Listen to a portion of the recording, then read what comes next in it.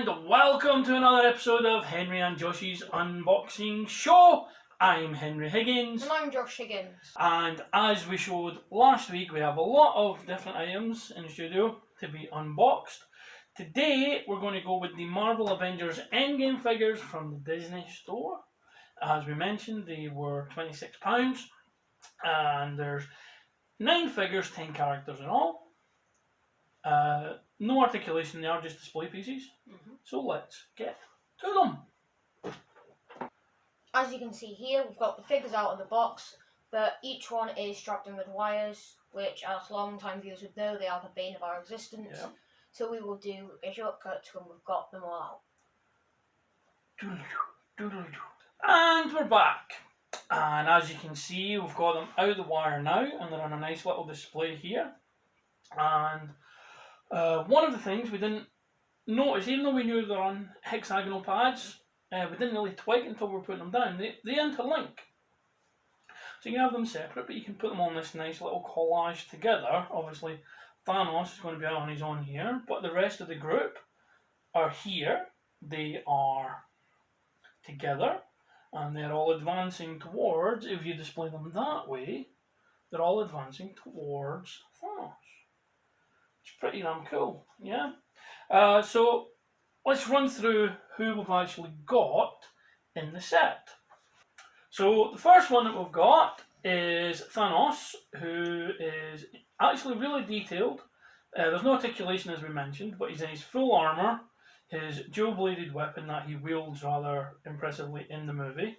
He has the Infinity Gauntlet with all the stones, and it's a really nice detailed piece. As I say, these are display pieces rather than action figures, but for the price, considering it says £25, £26, you're getting 9 figures, 10 if you include Ant-Man, so it's less than £3 a figure.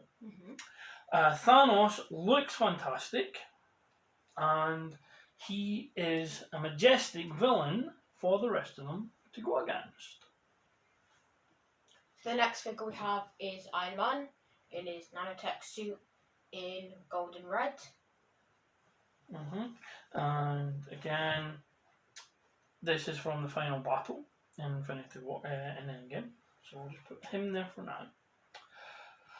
Sticking with the armour, we have War Machine, and he is decked out obviously in his grey and silver, or grey and dark grey if you want to go that way. He has 2 shotguns under his arms, which you can see there and there, and his red eyes. Again, there's no articulation on them, so it's just a display piece, but it looks really, really good. So the next one we have is Thor. He is wielding Stormbreaker in this one, and you can see he is either about to throw his Stormbreaker or jump at someone, as you can see by his cape, which looks like it is blowing in the wind. It's actually quite detailed in the cape there as well. Taking up the back here, we have Nebula, who again, considering the figures themselves are quite small, there's quite a lot of detail in this one, because obviously she has a lot of parts replaced bionically. So you can see in the figure here different colours to her different elements, different attachments, different bionics. But yeah, it's another really cute figure that fits with the rest of them. Okay, so the next one up is Hawkeye. He's in his Ronin outfit, but you can make it out just there. He has the stingers from Natasha, Black Widow, which is interesting because he obviously doesn't get them until after she dies in the movie, but we do have a figure of her here as well, so that's quite interesting. And yeah, it's another action pose for Clint Barton. As you can see, obviously, in the quiver, he has many of his trick arrows. Third to last, we have Black Widow. Not a good likeness of Scarlett Johansson, but by the same token, it's a good figure. She's also in an action pose in her black cat suit with Joe sticks to beat people with. Red hair with some blonde in it, which is actually quite a good attention to detail from the movie. So she's a good figure also. Second to last, we have Captain America with no weapons at all, not even his shield. But he's in his standard armour. Again, he's making a defensive pose, which is pretty sweet. Again, nice attention to detail on the clothing and the wrinkles, but again, no articulation. And lastly, the largest figure in the piece, fittingly, on 2 stands, is Professor Hulk, with a nice little Ant-Man on his shoulder there. He's dressed in a jumpsuit, which looks like what they were wearing underneath their time travel suits. And this is pretty damn cool. I don't know if he's looking at Ant-Man, but if you look at Ant-Man, they both appear to be looking over to the right, so they're possibly looking at something else. If we position them like that, they're looking at Thanos also. So, as you can see, all the figures put back in a little display here, going against Thanos, who is surveying the scene. A lot of characters there, 8 heroes, 1 villain, 9 heroes, 8.5 with Ant-Man. What do you think of them, Josh? I think for the size of them, they're all surprisingly detailed.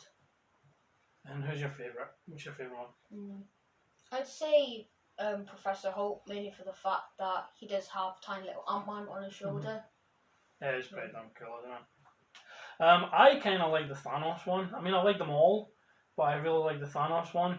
I just like the way he's standing, the way he's positioned, as if to say, yeah, I'm going to mess you up, and I don't care how many of you there are. And that's it for the unboxing of the Avengers Endgame display figures from the Disney store. Next week we'll be doing, it's the same type of set, but we'll be doing the Spider-Man Far From Home set. Yeah? So it's going to be the same kind of deal, just obviously different figures relating to that movie. But thank you very much for excellence in co-hosting duties, Josh. Thank you very much for taking the time to spend your time with us unboxing these figures. So please like the video, share the video with your friends, subscribe to the channel, hit the notification bell so you don't miss out on any of the videos, and we'll see you all next time. Goodbye.